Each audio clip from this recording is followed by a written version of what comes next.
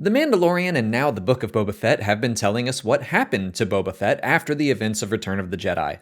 Already, the story is different from what happened in Legends. With the new series premiering in just a couple days, let's run through the bounty hunter's Legends history after his fall into the Great Pit of Carkoon. Inside the Sarlacc, he learned that other beings were being kept alive and slowly drained by the massive creature. They were also psychologically connected to it, so Fett was able to speak with one of his fellow victims and therefore the Sarlacc itself. He tricked the creature into grabbing his jetpack, and the resulting explosion allowed him to escape, but he was gravely injured and near death until he was discovered by fellow bounty hunter Dengar, who had come to the Pit of Carkoon to scavenge what was left of Jabba's sail barge. The two of them survived a bombing run on the Sarlacc Pit, and together they investigated the source and motivations behind that attack. They discovered a conspiracy by Kuat, the leader of Kuat Drive Yards, who hoped to destroy the criminal syndicate Black Sun as well as Boba Fett. After learning the truth, Fett left Kuat to die in an explosion of his own making. Shortly after, the news of the Rebel Alliance's victory at the Battle of Endor became public knowledge to the galaxy. Unfortunately, Boba had to trade his ship, the Slave One, for Bossk's ship, the Houndstooth, during that mission. The Slave One was impounded by the Alliance and was lost to him for a time. But this wound up working to his advantage because the galaxy thought he was dead, and so he began using a new and less conspicuous ship, the Slave Two, to keep up the illusion. But another bounty hunter named Jodo Kast, who wore similar armor, allowed clients to believe he was Fett. Upset at potential damage to his legacy, he hunted down and killed Kast. 5 years after the Battle of Endor, Fett's time in hiding was over. He was given a new bounty for his old nemesis, Han Solo. He and Dengar hunted the smuggler during the return of Emperor Palpatine and his Dark Empire. On the capital planet of this Empire Reborn, Biss, Chewbacca ambushed Fett, removed his helmet, and ignited his jetpack, causing him to slam into the ceiling and fall unconscious. He continued the hunt after recovering the Slave One, but was still unable to capture Solo. He kept on working as a bounty hunter, performing several jobs for Hutts yet again, most notably Gorga the Hutt, the nephew of Jabba the Hutt. Fett's missions included a bounty on a pirate, the rescue of Gorga's wife, and the assassination of another Hutt, Orko.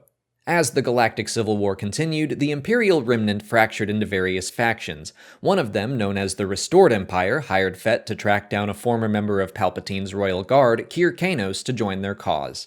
10 years after the Battle of Endor, Fett came to blows with Jaden Korr, a member of Luke Skywalker's reformed Jedi Order and apprentice to Kyle Katarn. On Ord Mantell, Jaden was tasked with destroying a weapons cache that Fett wanted for himself. Korr was successful in his mission, and Fett was forced to retreat from the battle.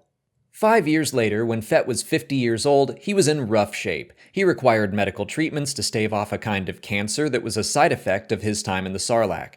He also lost a leg, and his prosthetic was less than ideal. He needed to raise funds to hire the Kaminoans to grow a new leg, and so he took a bounty for Labria, the Deveronian who was once seen in the cantina on Tatooine. He was successful and earned 5 million credits. He then ran into Han Solo yet again on the planet Jubilar, where they had first met, but they agreed the time had come to end their feud and they parted ways. On Kamino, Taun We hired Fett to hunt down a Mandalorian who led attacks on the planet during the Clone Wars, Finn Shaisa. As it turns out, Shaisa held the title of Mandalore, leader of the Mandalorian Protectors. 19 years after the Battle of Endor, Shaisa's death allowed Fett to take the title for himself. 2 years later, he was contacted by emissaries of the Yuuzhan Vong, who requested Mandalorian assistance in conquering the galaxy. The Mandalorians began serving as double agents, participating in battles at the behest of the Vong while passing along intelligence to the New Republic.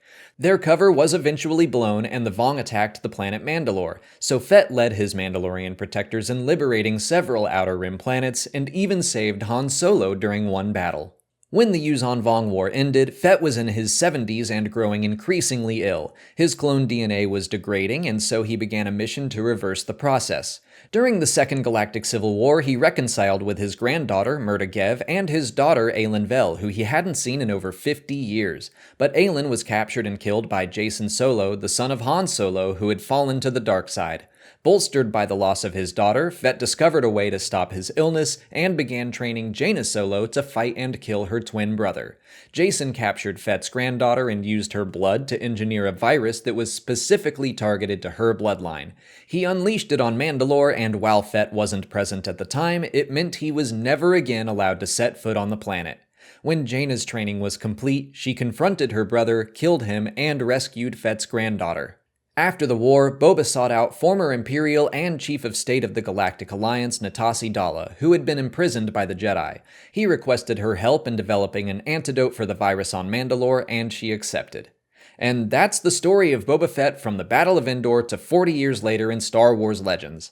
I think we're going to see something very different moving forward in canon. The story of a Mandalorian bounty hunter becoming Mandalore is probably going to become the story of Din Djarin, and Boba Fett certainly didn't have a major hand in fighting against Han Solo's fallen son, at least as far as we know.